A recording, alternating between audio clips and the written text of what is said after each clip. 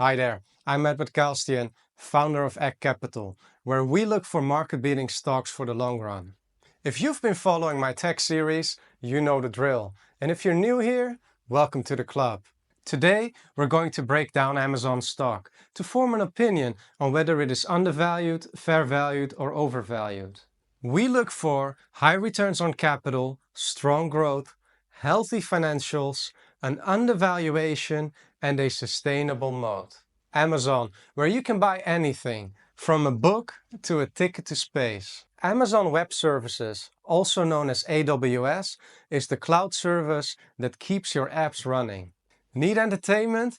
Amazon Prime Video has got you covered with movies and shows. And don't forget Alexa, your personal assistant that knows more about you than your best friend. Whether it's shopping, streaming, or talking to your smart speaker, Amazon's got it all, and probably more. Now, before we dive into Amazon, don't forget to give that like button a little love, and if you're new here, subscribe to my channel so you never miss out on future content. Now let's break Amazon down into our 5 key factors. For the first factor, we look for companies with high returns on capital deployed, preferably a return on invested capital and return on equity ratio that is higher than 15%, as this gives a strong indication of financial efficiency and future profitability. Amazon has a return on invested capital of 12.3% and a strong return on equity of 22.6%, with both ratios having grown in the last 3 years. The drop in 2022 was caused by a one-off loss on Amazon's 20% stake in Rivian, an electric automaker, whose value went down in 2022. Okay, so Amazon's return on invested capital is lower than our 15% threshold, but there's more to the story here. Unlike Apple, as we saw in our previous episode, which spends most of its profits on share buybacks, Amazon is all about reinvesting. And when I say reinvesting, I mean in fulfillment centers, tech, and AWS infrastructure.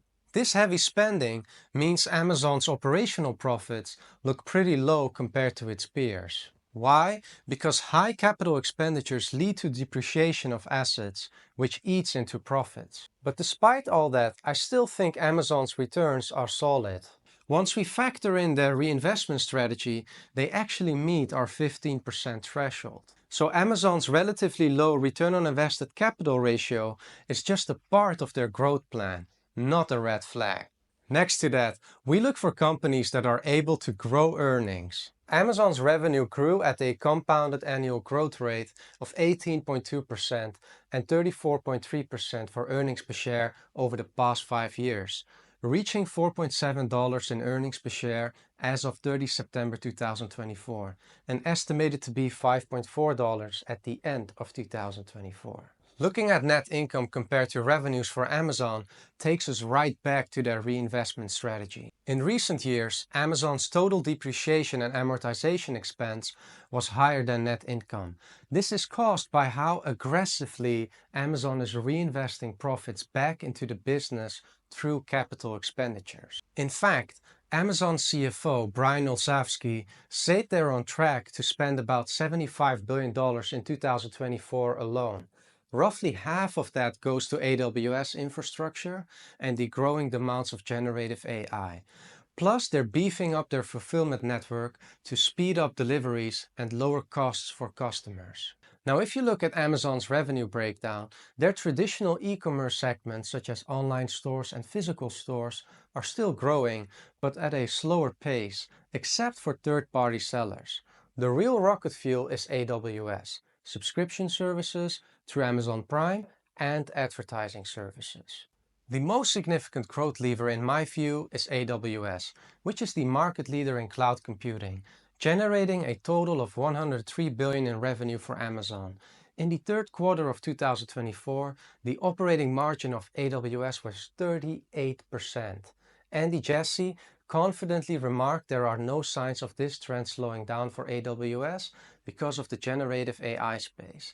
As Andy put it, AI is already a multi-billion-dollar business, growing 3 times faster than AWS did at its stage of evolution. If that's not a long-term growth lever, I don't know what is. Now for the third factor, we look at healthy financials. Amazon has a total debt of $158.5 billion and $88.1 billion in cash and short-term investments. Total equity is $259.2 billion, which comes down to a debt-to-equity ratio of 0.6. The optimal debt-to-equity ratio varies by industry, but it should not be above a level of 2. So Amazon has acceptable debt levels for a growth company, but this still requires monitoring. Amazon's debt has been decreasing since 2022 from $169.9 billion to $158.5 billion in 2024. Cash and short-term investments have been increasing over the same time period from $70 billion to $88.1 billion. This confirms Amazon's healthy cash flow generating power.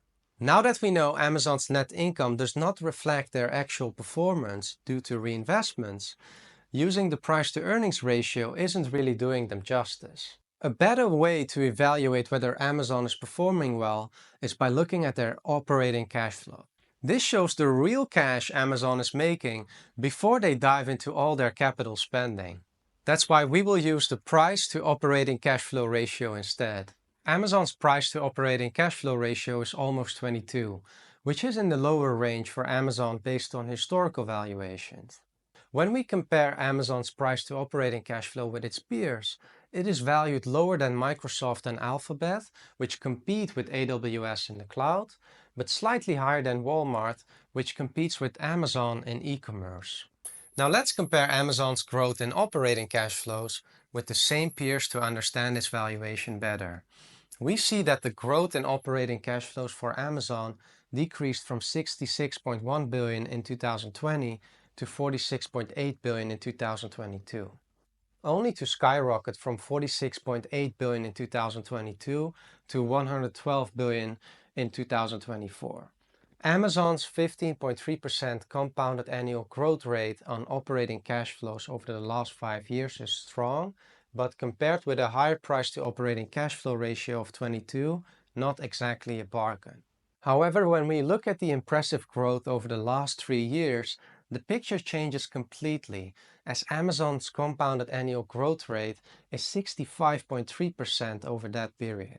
I believe investors need to decide on how bullish they are on Amazon's growth levers and whether Amazon can continue this trend. If they can, then the current valuation appears to be undervalued. It is all a matter of perspective. A strong moat is key for future growth. It helps protect long-term profits and market share from competition. Amazon's fulfillment network is massive, giving it a logistics edge and fast delivery times to customers. Then there's Amazon Prime, with millions of subscribers get perks like free shipping, exclusive deals, and Prime Video, which drives customer loyalty. AWS is a massive profit generator with the most data centers worldwide. AWS is reliable, scalable, and a go-to for businesses. And Amazon's data game is strong. Millions of customers means they're predicting trends, recommending products, and optimizing their supply chain like true professionals. But there are risks. Amazon's e-commerce operations are still low margin, due to their focus on low prices and aggressive reinvestment. Plus, AWS is key to their profit. And if cloud adoption slows, or Microsoft's Azure starts stealing market share, Amazon could feel the heat. Azure gives enterprise deals, offering discounts to companies already using Microsoft products, and Amazon is not thrilled with that. Now, before we conclude on Amazon, you may have spotted in the charts in my video that these were created with the help of FinChat. If you want to take your investment analysis to the next level, then click on the link in the description box below to receive a 15% discount for FinChat and unlock powerful tools to make smarter investment decisions. To wrap up, in my view, Amazon is undervalued based on the 5 key factors. Amazon has relatively high returns on capital, and especially when we take reinvestments into account. Amazon's revenue grew at a compounded annual growth rate of 18.2% and earnings per share of 34.3% over the last 5 years, showing very healthy growth. With a price to operating cash flow ratio of 22 and a 5-year operating cash flow growth rate of 15.3%, the stock isn't exactly a bargain. However, when we look at the last 3 years with a compounded annual growth rate of 65.3% for operating cash flows, it looks cheap. It really depends on how bullish an investor is on whether Amazon can continue this trend in the future. I believe they can based on the outstanding growth prospects for cloud computing and the strong execution by management. Amazon has a strong moat through its loyal customer base through low pricing and fast delivery times, especially when we factor in its dominant position in cloud computing through AWS. AWS is a profit machine, but management will need to continue executing strongly to maintain this position, as Microsoft and Google are coming for it. Let me know in the comments what you think. Undervalued or too good to be true? Or maybe you want me to dive into another company. Thank you for watching and see you next time.